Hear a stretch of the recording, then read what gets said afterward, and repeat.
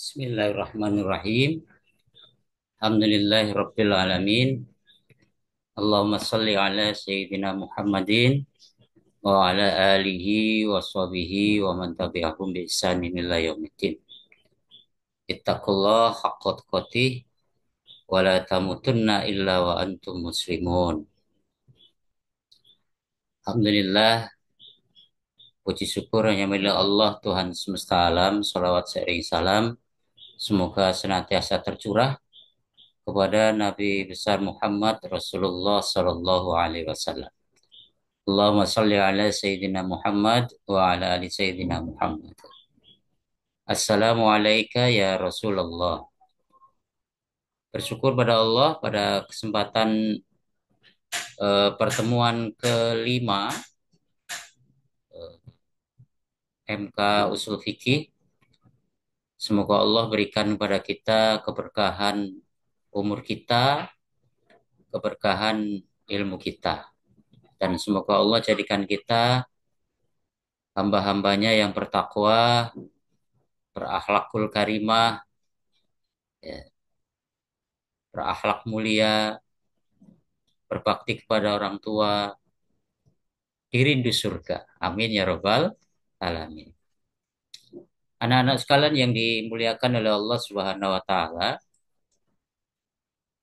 eh, ini jargonnya beretika dan berakhlakul karimah, Unilam. Masya Allah.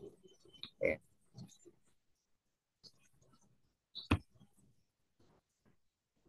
ya, visinya menjadi unggul, berdaya saing global, entrepreneurship berlandaskan akhlakul karimah.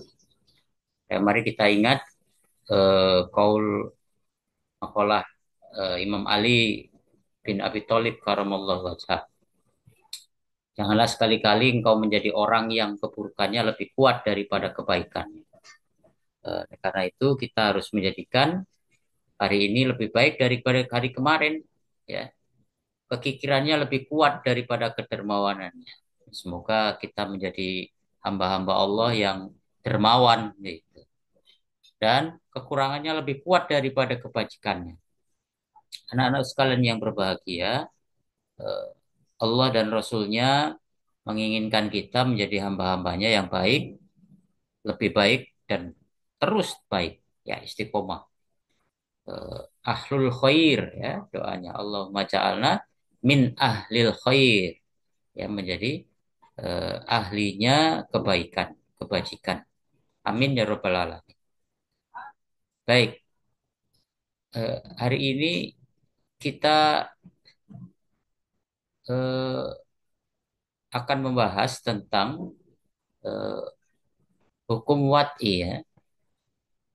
Kalau minggu lalu kita sudah eh, membahas tentang hukum taklifi, ya, khitabus syari, ya, seruan dari Allah Subhanahu wa taala yang berkenaan dengan menjalankan atau meninggalkan atau ada pilihan, ya. Itu hukum taklifi, ya. Sedangkan hukum wad'i itu adalah hukum yang eh, menurut Profesor Amir Sarifuddin, beliau menjelaskan bahwa hukum wad'i itu adalah titah Allah yang berhubungan dengan sesuatu yang berkaitan dengan hukum-hukum taklifi. Jadi hukum wad'i itu seruan Allah yang berhubungan, ya, ada hubungan yang tidak bisa dipisahkan, ya, eh, dengan hukum taklifi. Jadi adanya hukum taklifi, maka ada hukum adanya hukum wad'i, ada hukum taklifi, gitu. Ketiadaan hukum wad'i, ya, sesuatu, gitu, ya, nanti nggak ada hukum taklifi, ya. Dan tidak harus berhubungan dengan tingkah laku manusia, tetapi bisa berbentuk ketentuan-ketentuan yang ada kaitannya dengan perbuatan mukallaf. Jadi tidak harus tingkah laku, ya, tetapi juga bentuk ketentuan-ketentuan, gitu, ya, yang itu berkaitan dengan perbuatan mukallaf, ya. Ya.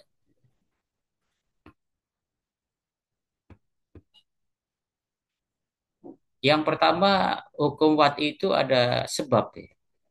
Sebab secara lugawi berarti sesuatu yang dapat menyampaikan kepada apa yang dimaksud.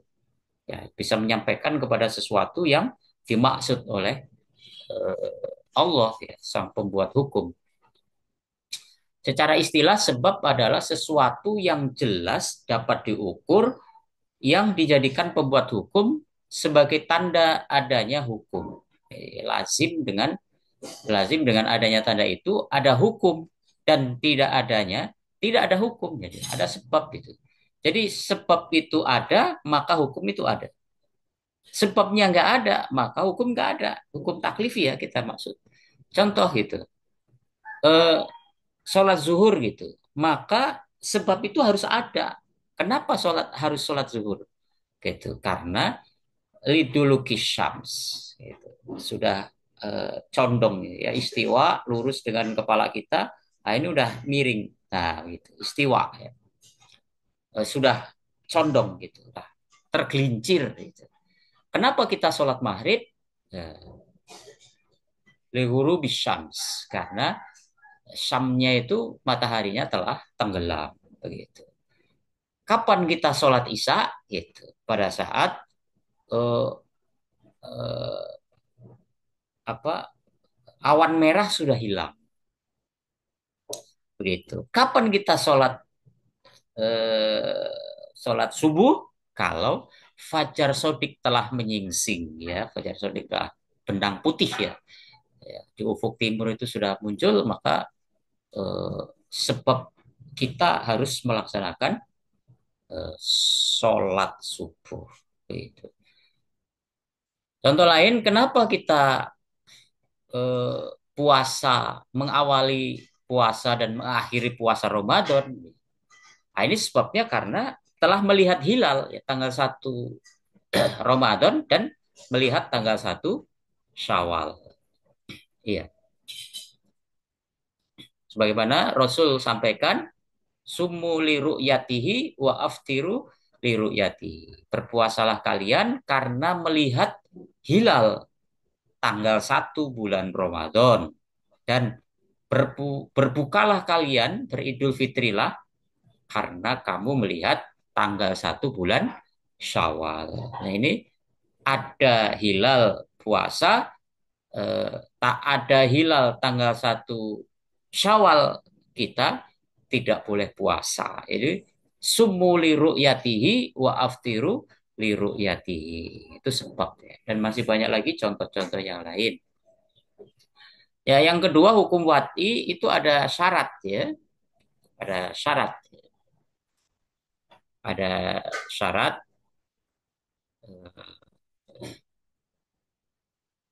menurut Profesor Dr.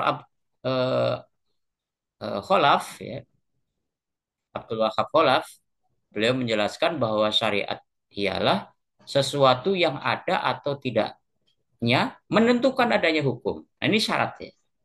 Yang dimaksud adanya syarat menurut syarat dapat menimbulkan pengaruh pada adanya dan tidak adanya hukum.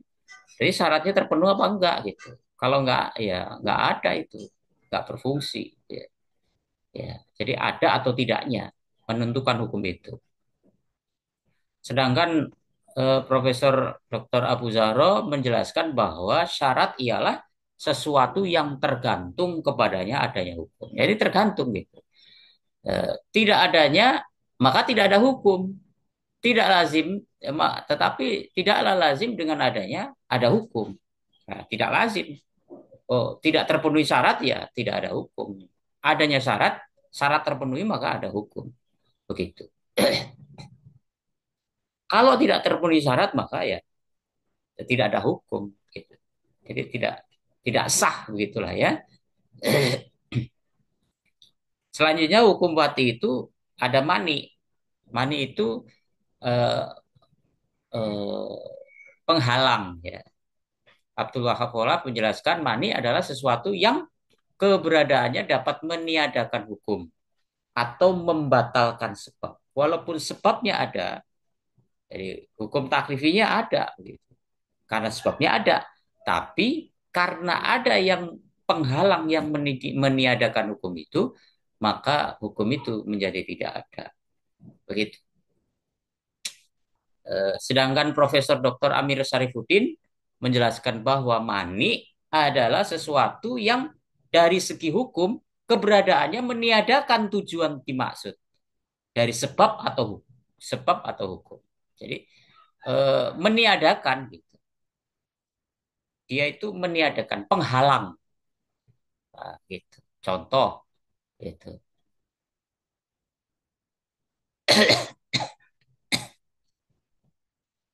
Seorang pembunuh maka terhalang untuk mendapatkan warisan. Begitu ya. Gitu. Selanjutnya hukum wati itu eh, ada rukhsah dan azimah ya. Ada hukum rukhsah dan azimah. Rukhsah ialah hukum keringanan yang disyariatkan oleh Allah kepada mukallaf dalam berbagai situasi dan kondisi tertentu yang menghendaki keringanan. Juga bisa diartikan pembolehan sesuatu yang terlarang dengan suatu dalil disertai adanya dalil larangan. Jadi ada dalil larangan, eh, terus ada dalil yang membolehkan, gitu. Seperti eh, haramnya bangkai, maitatu wadamu walahmul khinzir, gitu ya. Itu inamal khomru, nah itu. Terus ya. Tapi pada saat sesuatu itu yang halal susah dicari bahkan tidak ketemu sana kemari gitu. Ketemunya bangkai maka boleh dimasak itu bangkai kerbau gitu yang sudah mati gitu ya. Karena udah dicapik-capik sama harimau gitu ya. Karena kita ke sana kemari sudah sampai nggak ketemu apa-apa maka boleh. Wala adin fala isma alaihi. Itu boleh dan itu tidak dosa bagi. Akan tetapi rukhsah ini tidak digampangkan. Gitu. Asiru walatu asiru. Islam itu gampang, tapi jangan digampangkan, digampang-gampangin begitu. Ya, terus rukhsah gitu. Terus daging yang tadi bangkai tadi itu disimpan untuk ngewadang begitu ya, atau haram nggak boleh gitu. Untuk ngewadang ya, untuk makan siang tambahan atau untuk malam gitu, berbekiu gitu. Nggak boleh malam-malam setelah kenyang terus malam pingin makan lagi gitu, nggak boleh, haram. Ya hanya untuk sekali kenyang saja gitu. Ya, setelah itu harus cari yang halal. Oke. Pun demikian, eh, eh, falam tajidu ma'am fatayamamu gitu. Nah ini rukhsah juga. Maka jika jika maka jika tidak ketemu air, maka bertayamumlah kalian. Ini setelah tidak ketemu air ke sana kemari, terus hampir habis itu sholat eh, waktu sholat tertentu itu, maka diperbolehkan untuk tayamum pakai debu, so'idan thayyiban famsahu biwujuhakum wa aidiyakum minhu. Hu-nya itu adalah debu yang bersih yang suci begitu. Ini boleh gitu. Tapi jangan dimudah-mudahin begitu, jangan digampang-gampangin gitu. Seperti sholat jamak dan kosor gitu. Nah, ada rukhsah, ada uzur yang memang diperbolehkan oleh Allah ya dalam perjalanan lagi dalam perjalanan gitu. Nah, ini diperbolehkan eh, di jamak bahkan dikosor gitu, yang empat menjadi dua gitu.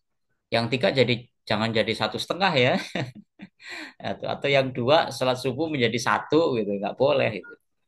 Empat yang boleh dikosor ya, jadi dua. Sudah digabung, dijamak, diringkas pula ya. Ini adalah kemudahan dari Allah gitu. Eh,